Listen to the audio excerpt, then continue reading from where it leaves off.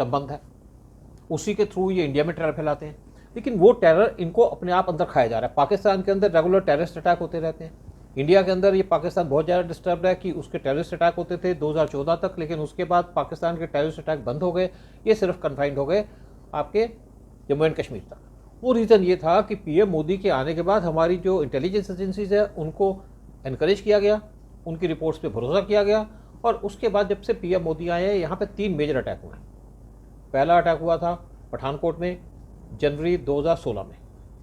उसके बारे में प्रॉपर इन्फॉर्मेशन दी गई थी इंटेलिजेंस एजेंसीज के द्वारा, यानी कि रॉ के द्वारा, लेकिन वहाँ जो लोकल कमांडर है उसने इस पर कोई एक्शन नहीं लिया, जिसकी वजह से टेरर अटैक सक्सेसफुल हुआ और इसके अंदर 7 हमारे आर्मी के डिफेंस के पर्सनल वो मारे गए। दूसरा जो मेजर अटैक हुआ उस टाइम पे, लेकिन पीएम मोदी का एक एटीट्यूड था। पीएम मोदी ने पाकिस्तानियों को बुलाया, कहा यहाँ आके आप डिस्कस करो, और उनको यहाँ पे एरिया में घुमाया पठानकोट के अंदर। लेकिन उनको उम्मीद थी कि पाकिस्तानी इस पर कुछ काम करेंगे। उनके आईएसआई के लोग भी आए थे, लेकिन पाकिस्तान ने इस पर कोई एक्शन नहीं लिया। पीएम मोदी ने पूरे वर्ल्ड को दिखा दिया कि मैं एक तरीके से सोल्यूशन चाहता हूँ अच्छे तरीके से, लेकिन पाकिस्तान सीरियस नहीं है। इंडिया के अंदर उनका क्रिटिसिज्म हुआ, क्यों पाकिस्तान के आईएसआई के लोगों को बुलाया। लेकिन पीएम मोदी का अपने काम करने का तरीका है, अपना विजन है, एक अपने तरीके से काम करते हैं। उसके बाद जो दूसरा मेजर अटैक हुआ वो हुआ आपका उरी अटैक।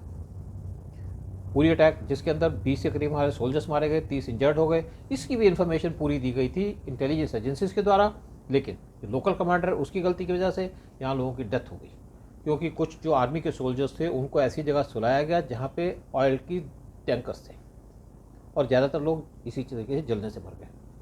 पीएम मोदी ने कहा अब blood and water cannot flow, यानी कि पानी और खून आपस में इकट्ठे नहीं बह सकते।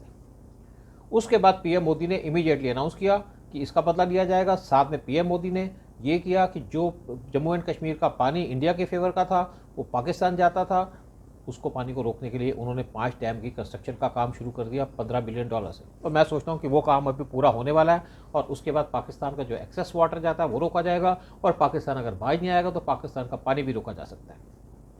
लेकिन उसके बाद हमने एक सर्जिकल स्ट्राइक की पाकिस्तान के अंदर, जिसकी किसी ने एक्सपेक्टेशन नहीं की होगी, और बड़े एक पूरे प्रॉपर तरीके से की गई, यानी कि इंटेलिजेंस से भी इनपुट लिया गया, और उसके बाद वहाँ पे काफ़ी उनके मिलिटेंट्स को मार दिया गया। उसके बाद पाकिस्तान काफ़ी देर चुप रहा, लेकिन उसके बाद पाकिस्तान ने पुलवामा अटैक किया। जब पुलवामा अटैक किया फरवरी 2019 में, उनको ये पर्पज़ था कि इस अटैक की वजह से पीएम मोदी अपना इलेक्शन हार जाएंगे, जो कुछ महीने के बाद होना था, यानी कि मई 2019 में होना था। पीएम मोदी ने इसके ऊपर चुप्पी साधी रही। उसके बाद कुछ दिन के बाद एक सर्जिकल स्ट्राइक हुई पाकिस्तान के अंदर, बालाकोट स्ट्राइक जिसको कहा जाता है। पाकिस्तान ने क्या किया था कि अपने जितने टैंक्स, आर्मर्ड व्हीकल्स, वो सबको सोल्जर्स को ला करके अफगान बॉर्डर से इस तरफ पोस्ट कर दिया, और पाकिस्तान ने कहा कि आप करके दिखाओ क्या करते हो। उस टाइम पे पीएम मोदी ने अटैक किया, प्लान किया।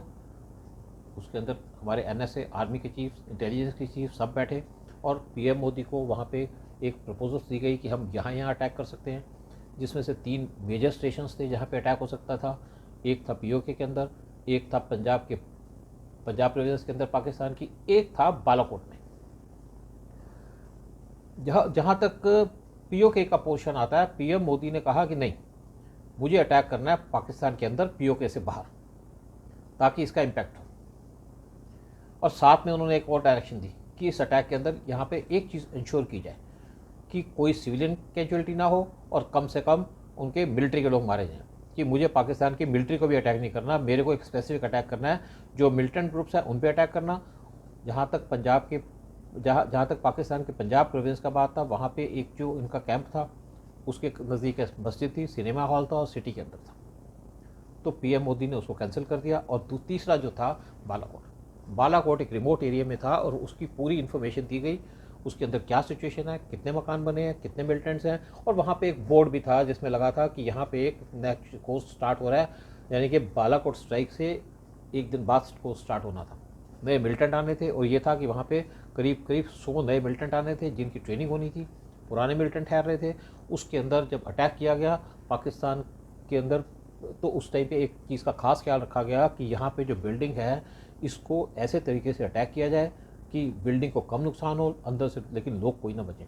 और उस टाइम पे इसराइल के स्मार्ट बम्स को यूज़ किया गया था, जो पिन पॉइंटेड अटैक करते हैं, बिल्डिंग के अंदर जाते हैं छत से, उसके बाद अंदर से जाकर फूटते हैं और अंदर से कोई बचने का किसी को गुंजाइश नहीं रहती। इस टाइप के अटैक किए गए और उसमें मिराज प्लेन्स को यूज़ किया गया, जबकि जो काफ़ी पुराने प्लेन हैं ये, लेकिन स्टडी माने जाते हैं, इफेक्टिव माने जाते हैं, और ये अटैक करके हमारे जो एयरफोर्स है वो वापस आ गई। उसके बाद आपको पता ही है 300 के करीब मिलिटेंट वहाँ मारे गए थे, जिनकी पूरी कंफर्मेशन थी NTRO के द्वारा, रॉ के द्वारा और बाकी एजेंसीज के द्वारा। उसके बाद ज़रूर आपको पता है कि किस तरीके से अभिनंदन पकड़ा गया। अभिनंदन को छुड़ाने के लिए भी हमारे पूरी फोर्स का जोर लगा दिया गया था, और PM मोदी ने कह दिया था सऊदी को, UAE को और USA को कि अगर अभिनंदन नहीं आएगा 2 दिन तक तो पाकिस्तान के ऊपर मिसाइल अटैक होगा और बड़ा जोरदार अटैक होगा। और ये जो कंट्रीज़ हैं इंडिया के सपोर्ट में थी, अभिनंदन भी छूट के आ गए। इससे पहले जब 1999 में हमारा जो IC-814 हाईजैक हुआ था, तो उस टाइम पे अपने जो हमारे प्रेजेंट NSA है, इन्होंने कहा था कि हम फेल हो गए, हमारी गवर्नमेंट को चाहिए था कि UAE पे प्रेशर डाल के या उससे बातचीत करके इनको वहाँ छुड़वा लेते, लेकिन हमारी डिप्लोमेटिक फेलियर था।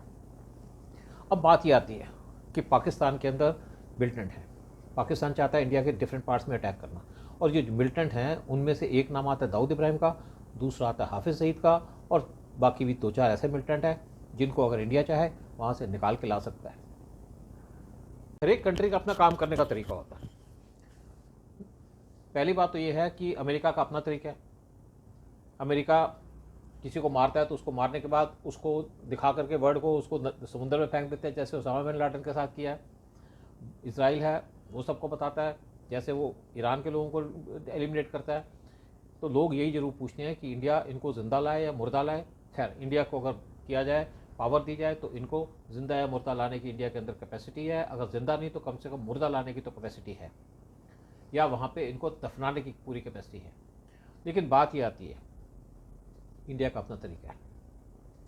इंडिया को अगर आज गवर्नमेंट परमिट करे तो इंडिया उनको एलिमिनेट कर सकता है। और मुझे एक अपने कुछ नॉलेज है इस हिसाब से कि एक बार जब PM मोदी की गवर्नमेंट आने के बाद कुछ पाकिस्तान के जो मिलिटेंट्स हैं उनकी फाइल गई गवर्नमेंट के पास, और ये लगा कि गवर्नमेंट उनको एलिमिनेट कर देगी। लेकिन कुछ दिन के बाद ये फाइल वापस नहीं आई।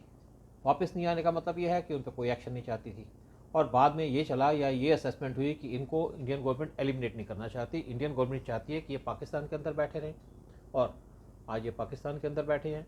इंडिया को इनसे नुकसान तो कुछ है, लेकिन इसके बाद कोई दूसरा आदमी आ जाएगा, सेम काम वो करेगा, कोई ऐसा नहीं है। लेकिन दूसरी बात आती है कि इंडिया को इनसे क्या नुकसान है। इंडिया को नुकसान ये है कि टेररिस्ट एक्टिविटी करते हैं, पुराने हैं, नया आदमी आएगा तो वो भी ये काम करेगा। और लेकिन दूसरी तरफ ये है कि इन टेररिस्टों के पाकिस्तान बैठने की वजह से पाकिस्तान को बहुत ज़्यादा नुकसान है। पाकिस्तान इन्हीं की वजह से ग्रे लिस्ट में है। पिछले करीब करीब 4 साल हो गए हैं पाकिस्तान को, और पाकिस्तान आगे भी ग्रे लिस्ट में रहेगा, क्योंकि पाकिस्तान की इनको एलिमिनेट करने की या इनको डिटेन करने की कैपेसिटी नहीं है। पाकिस्तान इन पे अटैक करेगा तो इनके जो ग्रुप्स हैं वो पाकिस्तान गवर्नमेंट पे अटैक करेंगे। तो पाकिस्तान के अंदर ये बात आ जाती है कि पाकिस्तान की वो हालत है जैसे छिपकली के मुंह में छुछंदर, और यही हाल पाकिस्तान का है। लेकिन अगर गवर्नमेंट चाहे, गवर्नमेंट कहे, तो रॉ इन लोगों को एलिमिनेट कर सकता पाकिस्तान के अंदर, लेकिन उसके लिए गवर्नमेंट को रॉ को परमिशन देनी पड़ेगी, कहना पड़ेगा। और ये मैं चाहता हूँ कि हमारी जो गवर्नमेंट है, मैं सोचता हूँ कि वो इस चीज़ की परमिशन नहीं देगी, क्योंकि जहाँ तक PM मोदी की बात करें, उनका बड़ा लंबा विजन है, बड़े दूर की सोचते हैं, और उनके NSA बाकी लोग भी जो हैं वो दूर की सोचते हैं और एक स्ट्रेटजी के हिसाब से काम कर रहे हैं कि पाकिस्तान में रहें, पाकिस्तान के अंदर टेररिस्ट एक्टिविटी करेंगे, क्योंकि उनको इंडिया के अंदर टेररिस्ट एक्टिविटी करने के लिए हिम्मत नहीं हो रही। हिम्मत होती है तो हमारी इंटेलिजेंस एजेंसीज उनको काउंटर कर देती हैं, और इनको मैं ये नहीं बताना चाहूँगा कि इनको इंडिया कैसे एलिमिनेट कर सकता है। वो हर एक कंट्री का अपना होता है, उसकी इंटेलिजेंस एजेंसी का काम करने का तरीका होता है। इसलिए हम ना तो उनको एलिमिनेट करेंगे और ना हम उनको यहाँ वापस लाएंगे। लेकिन दूसरी तरफ बात ये आती है कि दाऊद इब्राहिम आना चाहते थे इंडिया के अंदर। उस टाइम पे इंडिया के कुछ पॉलिटिशियंस ने उनको इंडिया में आने नहीं दिया। दाऊद इब्राहिम की कुछ कंडीशंस थी। खैर, कंडीशंस की बात ये होती है कि मिनिमम टाइप की कंडीशंस थी जिसमें कोई प्रॉब्लम्स नहीं थी। दाऊद इब्राहिम की एक कंडीशन ये थी कि उनको टॉर्चर न किया जाए, और दूसरी कंडीशन उनकी ये थी, अगर मैं इंडियन जेल में रहूं तो मुझे मुंबई की आरसर जेल में रखा जाए। ये उनको सूट करता होगा दाऊद इब्राहिम को। लेकिन अगर दाऊद इब्राहिम इंडिया में आ जाते हैं तो यहाँ के जो पॉलिटिशियंस हैं जिनकी इन्वॉल्वमेंट थी 1993 ब्लास्ट केस के अंदर, वो एक्सपोज हो जाते हैं। तो मैं सोचता हूँ कि हमारी गवर्नमेंट शायद कोशिश कर रही होगी कि दाऊद इब्राहिम को कंटेक्ट करके उनसे कहे आप इंडिया में आ जाओ। अगर वो इंडिया में आएंगे तो इंडिया के जो क्रिमिनल्स हैं पॉलिटिकल शेप में या जो पॉलिटिशियंस की जिन्होंने कपड़े पहने हुए हैं, सफ़ेद कपड़े पहने हुए हैं, वो एक्सपोज हो जाएंगे, जेल में जाएंगे, और उनका वही हाल होगा जो नवाब मलिक का हुआ है अभी, और इंडिया के इंटरेस्ट में होगा। जय हिंद, जय भारत।